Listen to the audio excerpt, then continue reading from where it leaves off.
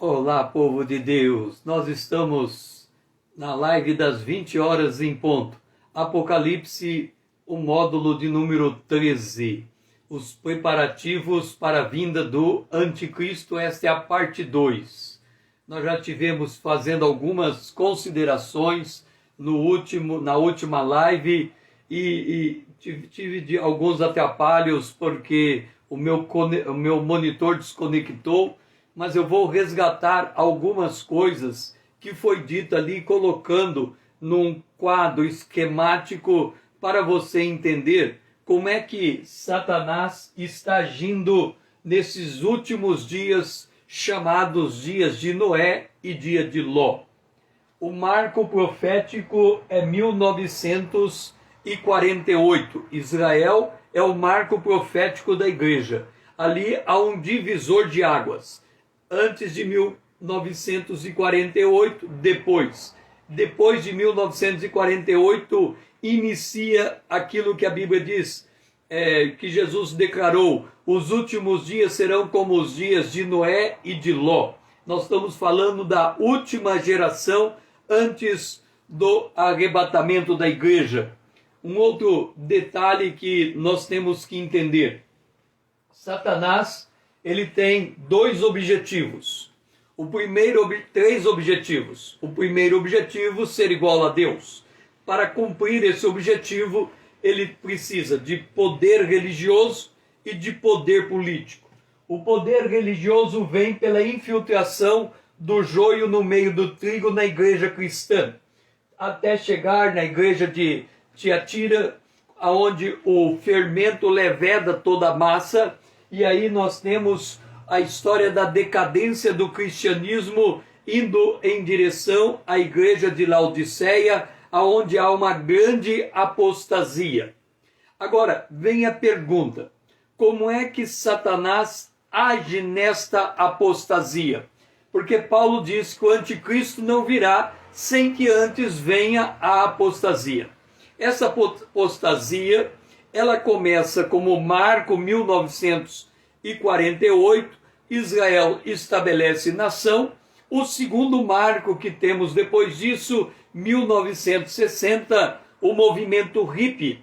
O movimento hippie foi um movimento que se levantou pela emancipação do homem, a emancipação sexual e também contra todo tipo de autoridade constituída. Este foi o movimento hippie que se instaurou em 1960.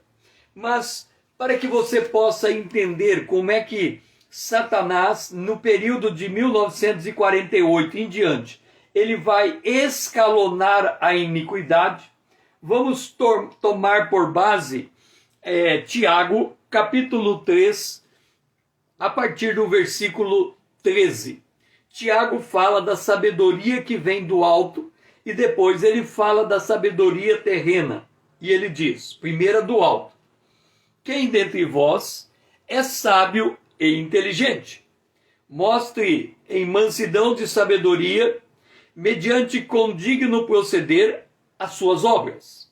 Se pelo contrário, tende em vosso coração inveja amargurada e sentimento faccioso, nem vos gloriais disso, nem mintais contra a verdade. Esta não é a sabedoria que desce do alto. Antes é terrena, animal e demoníaca. Pois onde há inveja e sentimento faccioso, aí há confusão e toda espécie de coisas ruins. Então vamos lá. A sabedoria, que é maligna, ela é, em primeiro lugar, terrena, em segundo lugar, animal e em terceiro lugar, diabólica. Agora, como é que o inimigo ele age nesses três níveis de sabedoria para engambelar o homem? Primeiro, ele vai implantar a sabedoria terrena. O que é a sabedoria terrena? Terra, planeta Terra, a ordem de Deus, sujeitai a terra, dominai a terra. Ok. A sabedoria terrena, ela busca, nesta vida, encontrar a realização máxima daquilo que o indivíduo pode operar, fazer através dos seus dons, talentos, habilidades, capacitações. Então, quando o indivíduo ele estabelece para si que ele tem um alvo, que ele tem uma meta, que ele tem um propósito, que ele tem uma missão, e essa missão ela se resume neste mundo terreno, ou seja, ele faz tudo para construir uma sociedade terrena e descarta Deus desta conjuntura que ele está construindo. Essa sabedoria ela é terrena, ela descartou Deus, ela é construída fora da presença de Deus. Eu não sei se você já ouviu alguém dizer algo assim: a Bíblia tem princípios eternos. Ok. Se você praticar os princípios bíblicos, mesmo que você não conheça o Deus da Bíblia, você será bem-sucedido, porque os princípios bíblicos são imutáveis. Ok. Então, se você fizer o bem, você vai colher o bem. Princípio bíblico imutável. Se você fizer o mal, vai colher o mal. Quer dizer, o princípio do plantio e da escolha, nesta lógica, funciona com ou sem Deus. Você vai plantar o que colheu, quer você creia em Deus, quer você não creia em Deus.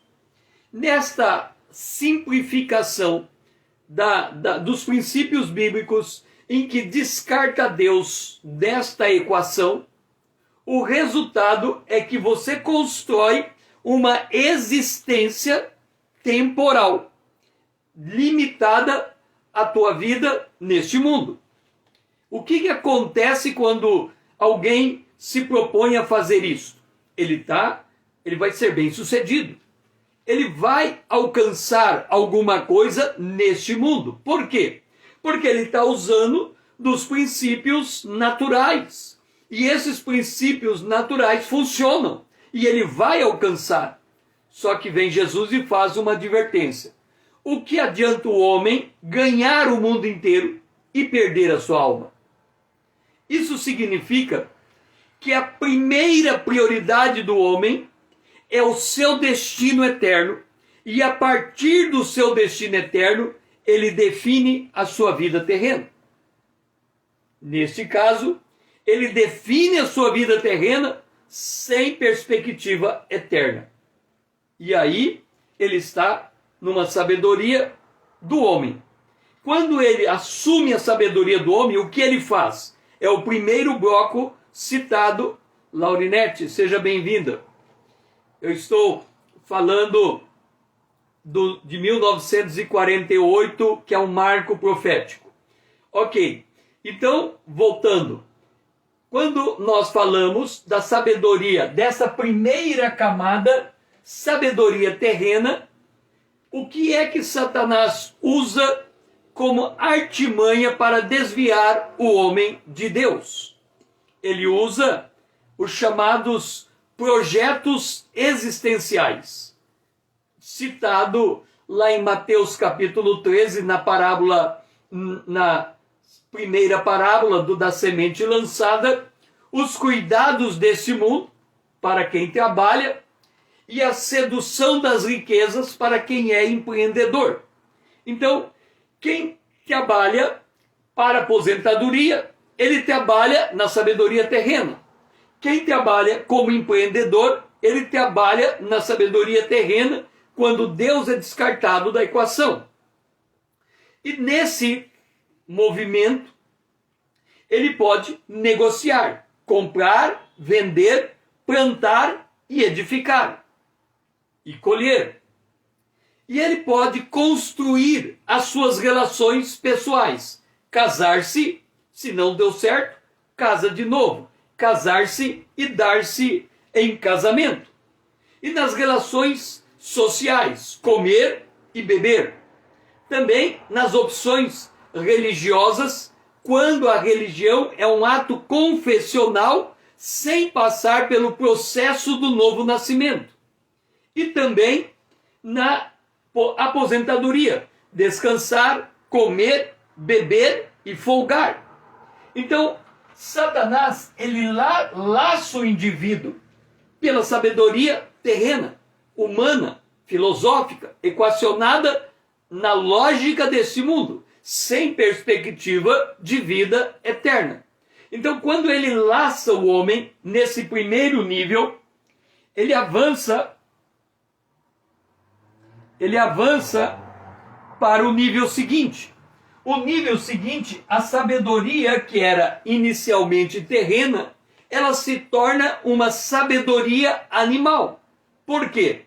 Porque uma vez que Deus foi descartado da equação, não há mais uma regra moral eterna proveniente de Deus para definir a conduta humana. Então a conduta humana se torna um pacto social que, uma vez aceito entre as partes, pode-se fazer qualquer coisa dentro daquele pacto. Então há uma multiplicação da iniquidade, a quebra das leis divinas, multiplicação da ciência e da tecnologia, o homem dominando o homem, e o resultado desta sabedoria animal é que a terra também, ela se revolta contra aquilo que ela está recebendo do homem. Seja porque, por exemplo, quando Caim matou Abel e Deus foi cobrar o corpo de Abel de Caim, Deus disse: o sangue do teu irmão está clamando desde a terra. Então, isso significa que todo sangue inocente derramado na superfície do planeta, ele gera uma convulsão do planeta. Porque o planeta Terra, ele não foi feito como um depositário do sangue inocente. E aí nós temos a fome, as pestes, a poluição, os terremotos, os maremotos, os furacões, os vulcões, os tsunamis e o aquecimento global. A Terra, ela, de tanto multiplicar a iniquidade do homem, ela não suporta o que ela está sofrendo. E aí nós temos os sinais espantosos no céu. Agora, note, quando nós falamos de sabedoria animal, tudo é lícito, tudo é possível. Por exemplo, existe uma prática sexual, e eu tenho comentado bastante acerca dela, porque ela traduz uma ideia para nós entendermos o que é a lei de Deus e o que é a visão do homem, o instinto do homem. Na lei de Deus, o homem casa com a mulher e eles são fiéis até a morte. Na lei de Deus, o homem coabita com a mulher e gera a sua prole. Na lei de Deus, o casamento ele é abençoado entre o homem e a mulher e assim vai. Ora, no Antigo Testamento há uma prática sexual que é proibida. Essa prática sexual é o sexo do homem com o animal. Por exemplo, uma égua, uma vaca, um homem com uma égua, um homem com uma vaca. O que a gente tem que entender desta lógica?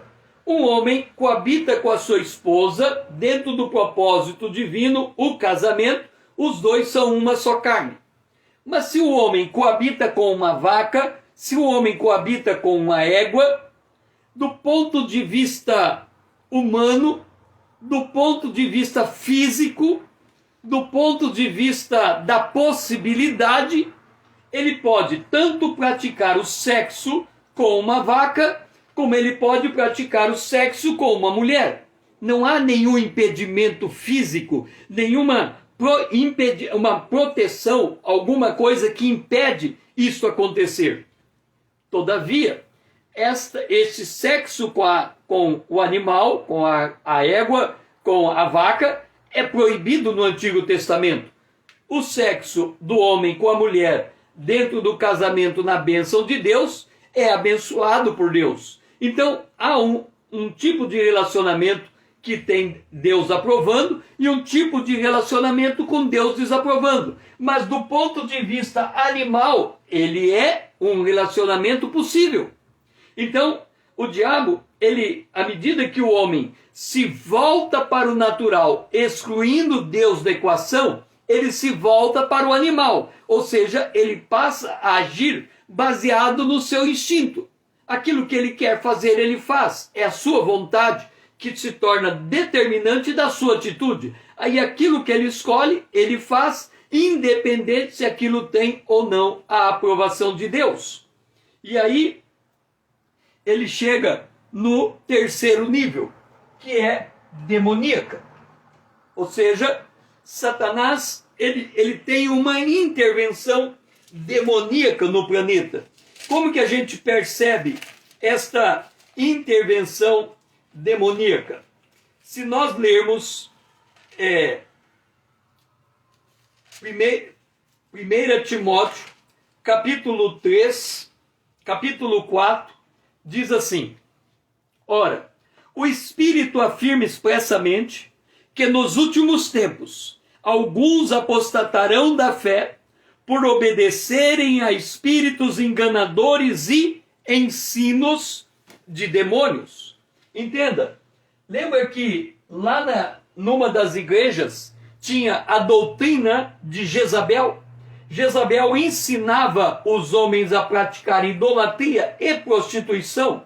E Jezabel é o retrato do que vem a ser, no Apocalipse capítulo 17, a grande meretriz, a mãe de todas as abominações da terra, por causa do ensino demoníaco que vem junto com a sabedoria, que começa por ser terrena, se torna animal e desencadeia numa sabedoria diabólica. É por isto que nesse 1948, como marco dali para frente os dias de Noé e de Ló, a vida se torna, como vamos dizer, ela se torna envolvida num ato de mentira. Por quê? Porque a verdade já foi rejeitada. Por isso que Paulo, ele fala em 2 Tessalonicenses capítulo 2, versículo 1 a 3, e ele disse que Jesus vem, nós vamos nos reunir com ele, mas isto só vai acontecer quando vier a apostasia e for revelado o homem da iniquidade, o filho da perdição. Este homem da iniquidade e o filho da perdição é a besta de Apocalipse capítulo 13, a besta que vem do mar, a besta que vai reinar. E a besta tem a segunda besta, é a besta que vem da terra, a besta que vai fazer a humanidade adorar a besta que vem do mar. Então, a besta que vem do mar é o homem da iniquidade, o filho da perdição. A besta que vem da terra é o falso profeta. Isso depois do arrebatamento. Antes do arrebatamento, ele é o anticristo, aquele que se opõe a Cristo. E o que vai esse anticristo produzir antes do falso profeta se manifestar? Ele vai produzir uma apostasia. E como é que ele vai produzir apostasia?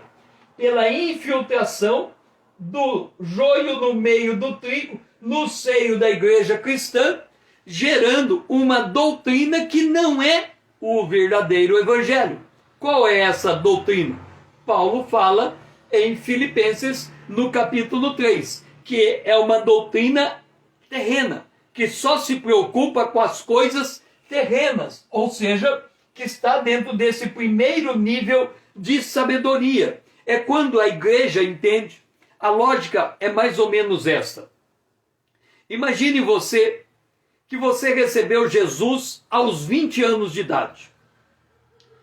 E Jesus, nessa lógica que eu estou apresentando, você recebeu Jesus aos 20 anos de idade e Jesus não vai voltar antes de você completar 60 anos de idade. 20, 30, 40, 50, 60. Ou seja, da hora que você aceitou Jesus, você tem que viver na terra por 40 anos. Ok. No primeiro amor, que é a igreja de Éfeso, você vai falar de Jesus. Você vai falar da volta de Jesus. É o primeiro amor. Mas à medida em que você vai caminhando até alcançar os 60 anos de idade, como a volta de Jesus não acontece, você vai deixando a perspectiva do céu, das coisas que são de cima, de buscar o reino de Deus em primeiro lugar, e então tudo mais será acrescentado, o reino de Deus e a sua justiça em primeiro lugar, e você se volta para os cuidados da terra. Por quê? Porque se você está com 20 e tem que chegar no 80, tem duas maneiras de você chegar, de 60, de 20 a 60, tem duas maneiras de você chegar lá. Ou você prepara um plano de aposentadoria, ou você empreende e ganha liberdade financeira. Ou você depende do governo, ou você tem a sua aposentadoria, ou você tem liberdade financeira.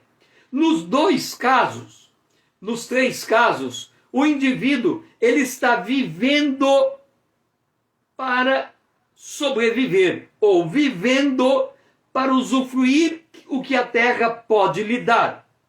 E aí ele descarta a verdade, ele abandona a fé não lhe comunica mais. E quando isso acontece, 2 Tessalonicenses, capítulo 2, verso 7, o mistério da iniquidade já opera, e será revelado o anticristo, mas há um que detém, esse que detém é a igreja, enquanto o Espírito Santo está nela. Vem a apostasia, e aqui está a chave. 2 Tessalonicenses, capítulo 2, versículo 9 e 10. Ora, o aparecimento do iníquo, segundo a eficácia de Satanás, esse iníquo é a besta que sai da terra. O aparecimento dele vem com todo o poder e sinais e prodígios de mentira, com todo o engano de injustiça aos que perecem. Por que esse povo está morrendo, perecendo? Porque não acolheram o amor da verdade para serem salvos. Eles perderam a perspectiva. É como Demas. Demas abandonou Paulo porque ele amou o presente século. Ele voltou a sua mentalidade para esse mundo. Ele mesmo que ele use a palavra de Deus para construir a sua vida, ela está sentada sobre areia. Ela não tem fundamento. O apóstolo Paulo, por exemplo, em 2 aos Coríntios, no capítulo 4, ele fala que o nosso corpo está envelhecendo, o nosso corpo exterior está se corrompendo, mas o nosso interior se renova de dia em dia. Se renova para quê? Porque ele tem a expectativa da sua glorificação. Então, para ser preciso, 2 aos Coríntios, no capítulo 4, Paulo diz assim: não desanimemos, porque o nosso homem interior se corrompe ainda, mesmo que o nosso homem exterior se corrompa. Contudo, o nosso interior se renova de dia em dia. Então, o cristão, ele passa por um processo de transformação contínua, baseado na palavra de Deus, e ele é transformado de glória em glória na imagem de Cristo. Isso não acontece com a igreja confessional, porque ele busca aquilo que é terreno, aquilo que ele não busca aquilo que é animal. Ele cai na cilada do animal a partir do seu envolvimento naquilo que é terreno. E 2 Tessalonicenses 2, 11 e 12, Paulo continua: pois que Deus lhe manda operação de erro para darem crédito à mentira, a fim de que sejam julgados todos que não deram crédito à verdade. Ou seja, nesse período de 48 em diante, há um grande contingente que absorve aquilo que não é a verdadeira doutrina que procede da palavra de Deus. E o apóstolo Paulo continua que a mentira vem a fim de serem julgados todos quanto não deram crédito à verdade. Por isto que Paulo, em 2 Timóteo capítulo 4, 2 a 4, ele diz: pois haverá o tempo em que não suportarão a sã doutrina. Ou seja, o que a palavra de Deus está apresentando é que o resultado dessa sabedoria é a apostasia. Apostasia. Agora note, esta apostasia, ela se dá dentro do templo cristão. Hoje a gente fala que há um grande contingente de desigrejados. E quem está dentro da igreja olha para os desigrejados e diz: eles estão desviados porque não estão dentro da igreja. No entanto, é dentro da igreja que vai acontecer a grande apostasia. Por quê? Porque se infiltrou nos púlpitos de muitas igrejas aqueles que estão pregando aquilo que não está conforme a sã doutrina. Por quê? Porque recusaram a dar ouvido à verdade, entregando-se a fábulas. Por isso que Judas exortou a batalhar pela fé que uma vez por todas foi entregue aos santos. E por que essa fé está sendo solapada ao ponto de Jesus chegar, olhando para esse período e dizer: porventura eu vou encontrar fé na terra? Porque dentro do contexto cristão se introduziram homens com dissimulação que transformaram em libertinagem a graça do nosso Deus, negando assim o nosso único soberano Senhor Jesus Cristo. Por que que eles negaram? Porque as suas obras não estão em acordo com a natureza divina que é implantada em todo aquele que nasce de novo. Por isso que Paulo, ele fala em Atos capítulo 20, verso 29 e 30, que se levantarão homens falando coisas pervertidas para atrair discípulos atrás deles. E em Filipenses capítulo 3, só se preocupam estes com as coisas terrenas. Este é o primeiro passo da sabedoria que é terrena, animal e diabólica. Primeiro ele te chama para a sabedoria terrena, para depois depois nem precisa, porque o indivíduo já é enlaçado na sabedoria que é animal, e aí ele cai de vez naquilo que é diabólica. É por isso que Jesus chega à igreja de Laodiceia e diz: conheço as tuas obras, nem é quente nem é frio. Estou a ponto de vomitar-te da minha boca. Por quê? Porque você diz que é rico, abastado e não precisa de coisa alguma e não sabe que é infeliz, sim, miserável, pobre, cego e nu. Ou seja, esta igreja, ela de tanto prosperar no princípio daquilo que é terreno, ela se volta, ela esquece a graça de Deus, porque se ela é enlaçada no terreno, ela cai no animal e chega no diabólico. E como que Satanás faz isso dentro da igreja? Não é de admirar, porque o próprio Satanás se transforma em anjo de luz. E os seus ministros se transformam em ministros da justiça. Olha, busque em primeiro lugar o reino de Deus e a sua justiça. Esses ministros são ministros de justiça. Aparentemente, eles estão propagando o evangelho, só que não é o verdadeiro evangelho. Esta justiça é a justiça própria, é a justiça da obra, é a justiça do homem alcançando por seu esforço a vontade de Deus. Jesus havia dito: os joios são os filhos do maligno. O inimigo que semeou é o diabo. E aonde que ele faz isso? No campo. E o campo é o mundo. Por isso que em Efésios diz que os homens são levados ao redor por toda sorte de vento e doutrina, pela artimanha de homens, pela astúcia dos que induzem a erro. Tudo isso para reforçar que esta apostasia, ela está se dando no seio da igreja cristã. Não é daqueles que estão indo para fora, é daqueles que estão ficando dentro e colocaram Cristo para o lado de fora. Como que Satanás então age contra o mundo cristão?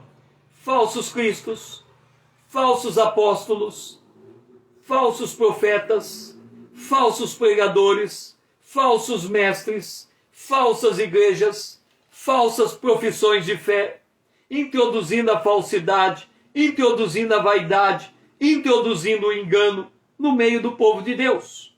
Como consequência, a igreja se torna como as arenas de Nero, só que não infestada de leões, mas de lobos devoradores e cruéis, que não pouparão o rebanho, antes falarão coisas perversas para atrair para si discípulos. Estes são os inimigos da cruz de Cristo, portadores de um outro evangelho e não de Cristo, prodígios em produzir doutrinas que amoldam as concupiscências dos seus ouvintes, desviando-os da verdade por meio de fábulas bem contadas. Como resultado, a igreja institucional se aproxima cada vez mais dos poderes temporais.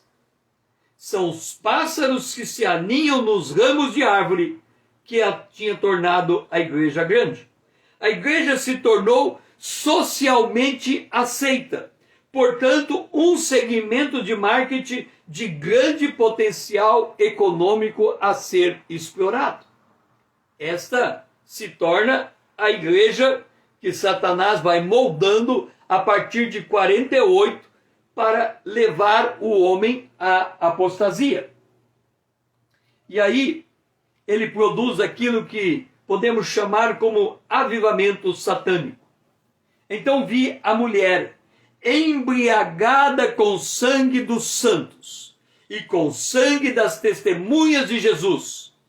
E quando vi, admirei-me com grande espanto.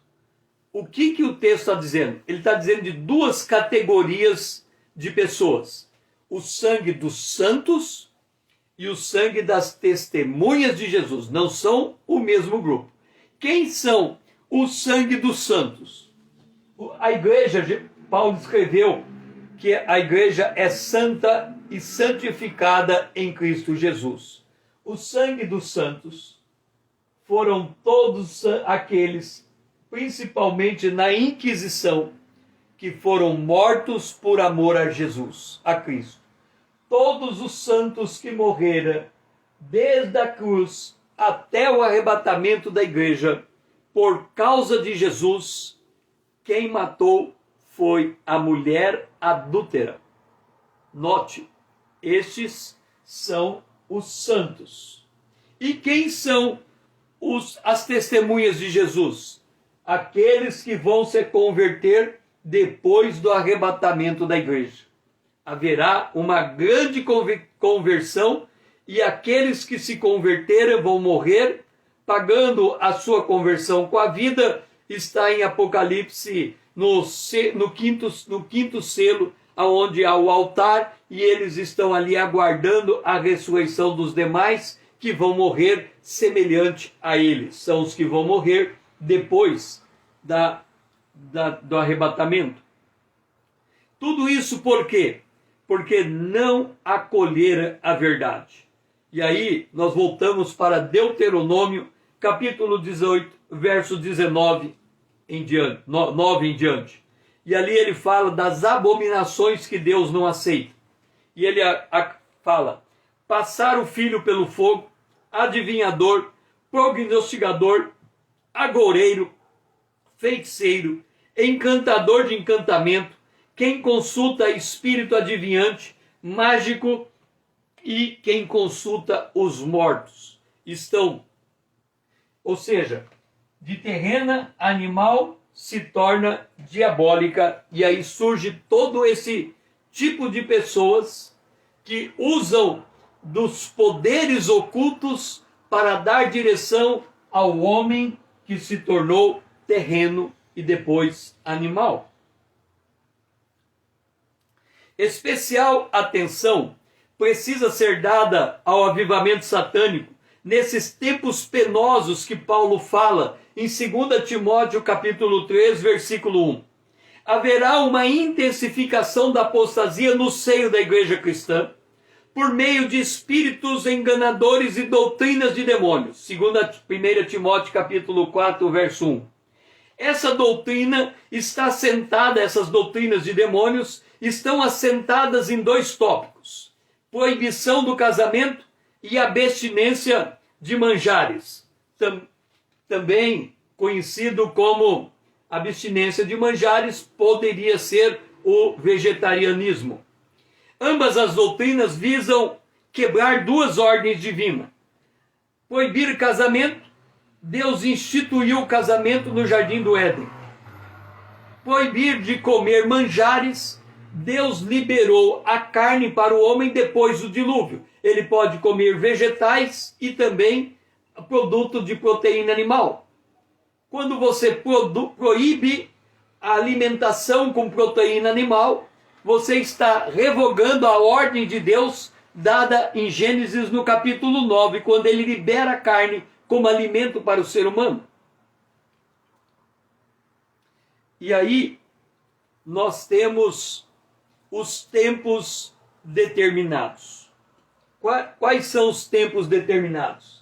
Lembra que Jesus, ele havia dito que esse tempo aqui era o tempo de guerras?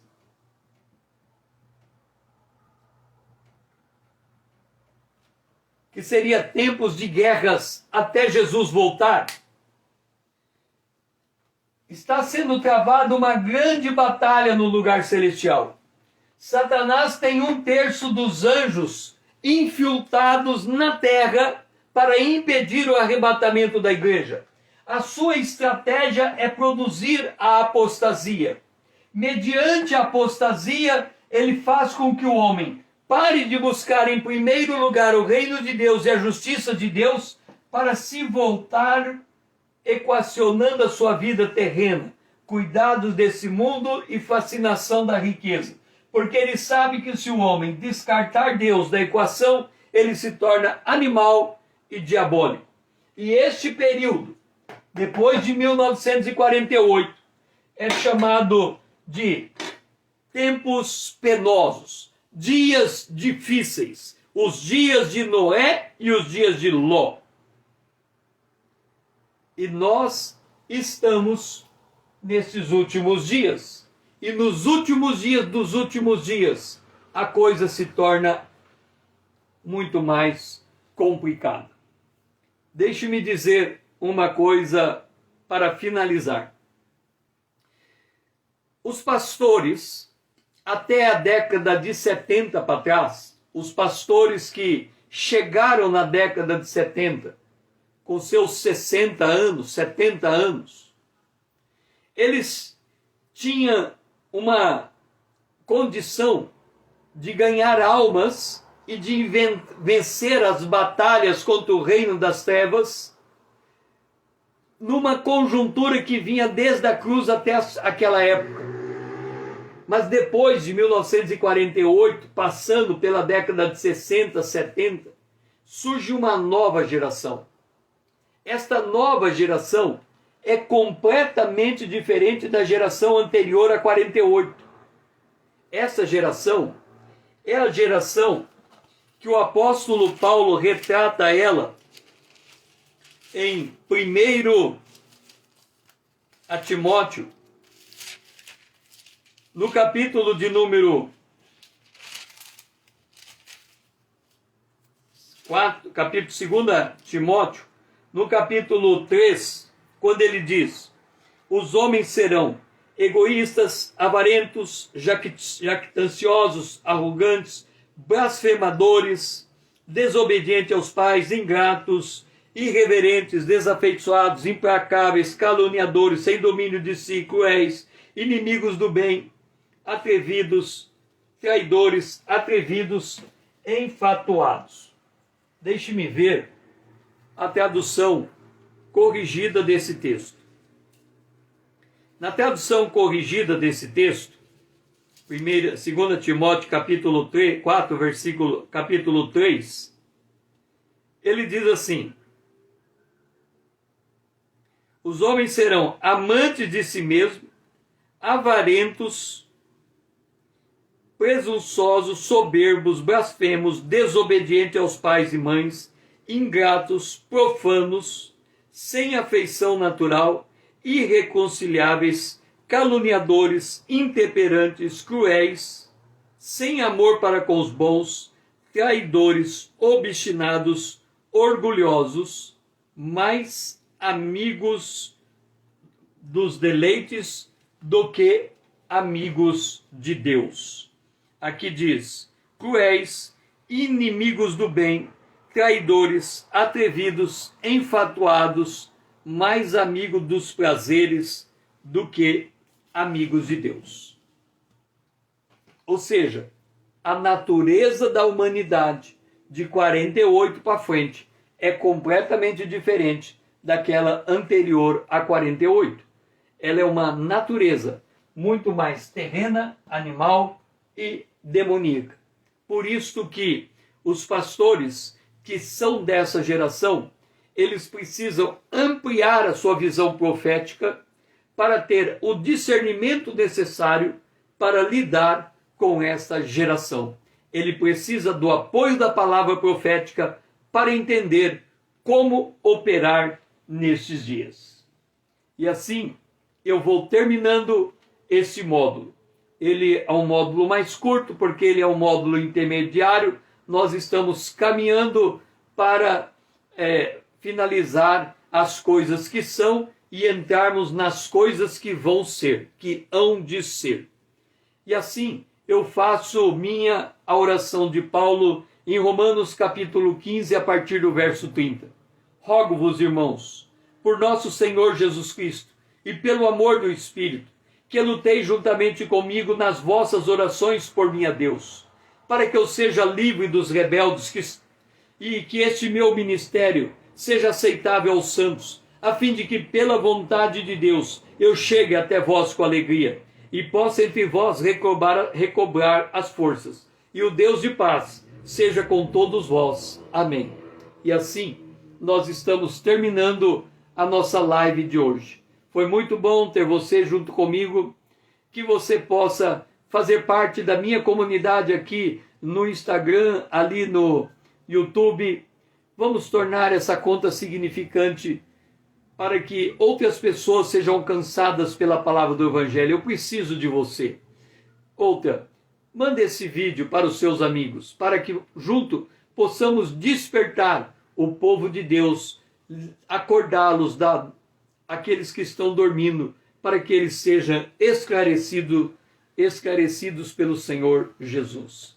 Que você tenha um restante de dia abençoado na presença de Deus e que o Senhor seja louvado.